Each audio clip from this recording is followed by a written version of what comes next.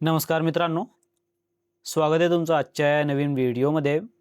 आज आपण या नवीन व्हिडिओमध्ये नेमकं जर तुम्हाला जातीचा प्रमाणपत्र किंवा जात वैधता प्रमाणपत्र जसे की आपण त्याला कास्ट व्हॅलिडिटी असे म्हणतात, जे की हे काढण्यासाठी तुम्हाला एक महत्त्वाचं कागदपत्र म्हणजेच लागणार आहे, ते म्हणजेच वंशावळी शपथपत्र।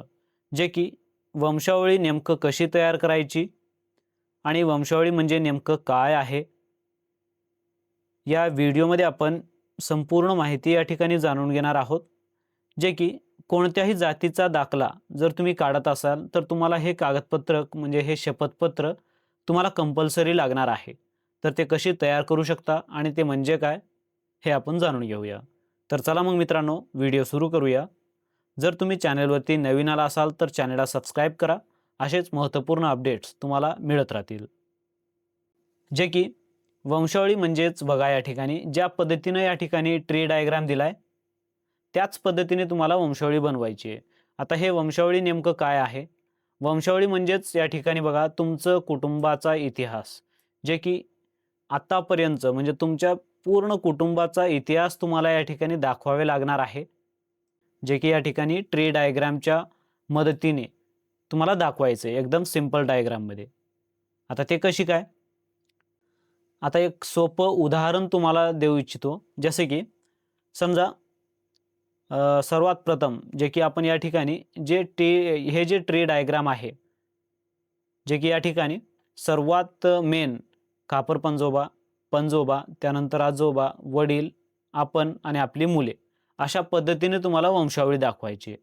आता तुम्हाला वंशावळी नेमकं कशी तयार करायची आहे? आता ह्या पोस्टमध्ये जे आहे तुम्हाला कशी उपयोगी पडेल जात प्रमाणपत्रासाठी किंवा मालमत्ता हक्कासाठी, पडताळणीसाठी, हे संपूर्ण जे पोस्ट असेल तुम्ही वाचून घ्या। आता मी नेमकं वंशावळी तुम्हाला तुम्ही कशी तयार करू शकता हे आपण बघूया। वंशावळी तुम्हाला अशा पद्धतीने तयार करायचं आहे। काही ठिकाणी एक स्टॅम्प पेपरवरती नोटरी करून तुम्हाला तुमचा शपथपत्र वंशावळीचा जे आहे तुम्हाला द्यावे लागणार आहे। परंतु काही ठिकाणी फक्त A4 साइज पेजवरती देखील तुम्ही हे बनवून नोटरी करून किंवा त्याचे जे काही सेल्फ डिक्लेरेशन सही करून तुम्ही देऊ शकता। म्हणजे ज्या ठिकाणी जसं चालेल त्या पद्धतीने, जसे की तुम्हाला फक्त मी मॅटर सांगतो कशा पद्धतीने तुम्ही करू शकता ते। आता या ठिकाणी तुम्हाला प्रती लिहायचे आणि म्हणजे तुम्ही जर जातीचं प्रमाणपत्र काढत असाल तर या ठिकाणी तुम्हाला SDO, जे की उपविभागीय अधिकारी साहेब, असं तुम्हाला टाकायचं आहे। आणि या ठिकाणी उपविभागीय कार्यालय कोणतं आहे, त्या कार्यालयाचं नाव, तालुका, जिल्हा, हे अशा पद्धतीने टाकून घ्यायचे। त्यानंतर विषय टाकायचे तुम्हाला, जे की कुटुंबातील वंशावळीसह शपथपत्र। आता या ठिकाणी तुम्हाला मॅटरमध्ये काय टाकायचं आहे? मी शपथेवर कथन करतो की, आता अर्जदाराचं या ठिकाणी पूर्ण नाव टाकायचं आहे। आता अर्जदार कोण असू शकते? जर समजा जो कोणी अर्जदार असेल, ज्यांचं तुम्ही जातीचा प्रमाणपत्र काढत आहात, जो लाभार्थी आहे, जर त्याचं वय 18 पेक्षा कमी असेल तर अर्जदार म्हणून वडील असू शकतात। परंतु अर्जदार आणि लाभार्थी एकच असतील, म्हणजे स्वतः असतील, त्यांचं वय 18 असेल, ऑलरेडी 18 पेक्षा जास्त असेल, तर या ठिकाणी अर्जदाराचं जो कोणी लाभार्थी आहे तर या ठिकाणी नाव टाकून द्यायचं आहे अर्जदाराचं। त्यानंतर त्यांचं वय, धंदा आणि त्यांचं राहणार म्हणजे गावाचं नाव, तालुका आणि जिल्हा, येथील रहिवाशी। मी जातीने, आता कोणत्या जातीचा असेल त्या जातीचा या ठिकाणी उल्लेख करायचा आहे। तुम्हाला कोणत्या जातीचा दाखला आवश्यक आहे आणि तुम्ही कोणत्या जातीचा म्हणजे वंशावळी तयार करणार आहात तुमच्या कुटुंबाचा, तुमची जात या ठिकाणी तुम्हाला द्यायचं आहे। या जातीचा आहे मी खालीलप्रमाणे शपथेवर कथन करतो की, हे की मला नामे, आता या ठिकाणी तुम्हाला कोणत्या नावाने तुमचं जातीचा प्रमाणपत्र काढायचं आहे त्यांचं म्हणजे लाभार्थ्यांचं नाव टाकायचं आहे ABCच्या जागी। याला या जातीचे प्रमाणपत्र मिळावं म्हणून मी माझ्या भावाचे, आता या ठिकाणी तुम्ही ज्यांचं म्हणजे एक सपोर्टिंग डॉक्युमेंट म्हणून तुमचं ऑलरेडी जर जातीचा प्रमाणपत्र काढला असेल तुमच्या कुटुंबामध्ये, तर त्या भावाचे किंवा वडिलांचे, ज्यांचं कोणाचे तुम्ही जातीचा प्रमाणपत्र जोडत आहात तुमच्या फाईलला, त्यांचं या ठिकाणी मी माझ्या भावाचे नामे PQR म्हणजे त्यांचं नाव, यांच्या नावे या जातीचे प्रमाणपत्र जे की विभागीय अधिकारी कार्यालय त्याचं सर्टिफिकेट नंबर तुम्हाला द्यायचं आहे आणि कधी इश्यू झाला आहे त्यांचा सर्टिफिकेट, ते जे जातीचा दाखला आहे ते नेमकं कधी इश्यू झाला आहे त्याचा दिनांक, या रोजी या जातीचा जे की या जातीने जात प्रमाणपत्र दिलेलं आहे त्यास वयस्कर पुरावा कामी सादर केले आहे, ते वयस्कर पुरावा ग्राह्य धरून माझ्या मुलास, आता या ठिकाणी जो लाभार्थी असेल तर मला, जर मुलगा असेल म्हणजे मुलासाठी करत असेल तर माझे मुलास ABC या नावाने, म्हणजे जो कोणी तुम्हाला कोणत्या नावाने पाहिजे त्यांच्या नावाने या ठिकाणी नाव टाकायचं आहे लाभार्थ्यांचं, या नावाने या जातीचे प्रमाणपत्र देण्यास विनंती करत आहे, सदर वंशावळ खालीलप्रमाणे सादर करीत आहे.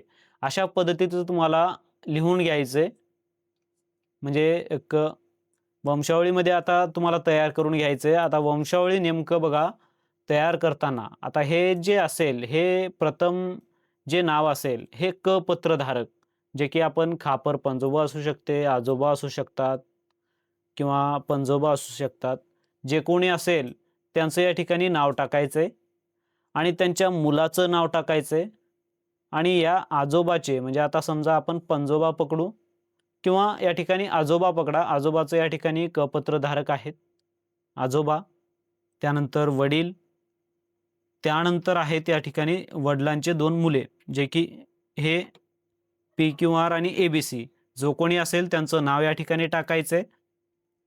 आता यामध्ये जर ऑलरेडी जातीचं प्रमाणपत्र या मुलाचं काढलेलं आहे, परंतु या मुलाचं काढलेलं नसेल तर या ठिकाणी या मुलाचं अर्जदार करायचं आहे आणि लाभार्थी टाकायचं आहे या ठिकाणी, आणि या ठिकाणी जात प्रमाणपत्र धारक टाकायचं आहे.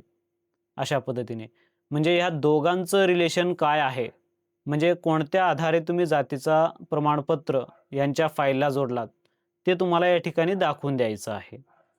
त्यानंतर वरील वंशावळ माझे रक्तसंबंधातील असून नामे ABC या नावाने या जातीचे जात प्रमाणपत्र मिळण्यास हे सबब शपथपत्र आज रोजी दिले आहे, ते सर्व माहिती खरी असून त्यात काही खोटी माहिती आढळून आल्यास मी भारतीय संविधानानुसार 12वी कलमानुसार 199 व 200 अन्वये शासनाच्या शिक्षेस पात्र राहीन याची मला जाणीव आहे. आणि या ठिकाणी शपथपत्रधारक यामध्ये अर्जदाराचं नाव, पत्ता आणि या ठिकाणी सही द्यायची.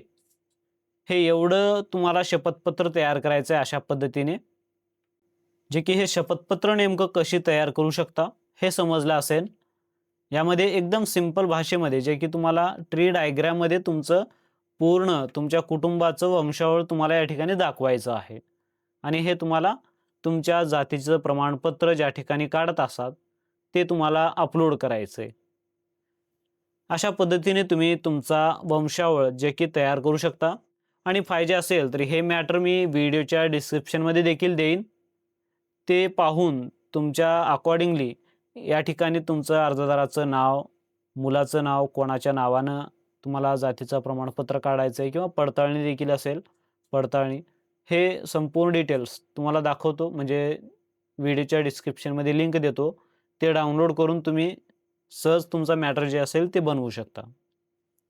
आशा करतो मित्रांनो तुम्हाला हे व्हिडिओ आवडला असेल. आवडल्यास लाईक करा, शेअर करा आणि असेच महत्त्वपूर्ण व्हिडिओज तुमच्या मोबाईलवरती मिळवण्यासाठी चॅनलला सबस्क्राईब करा. भेटूया नेक्स्ट व्हिडिओमध्ये. जय हिंद, जय महाराष्ट्र. धन्यवाद.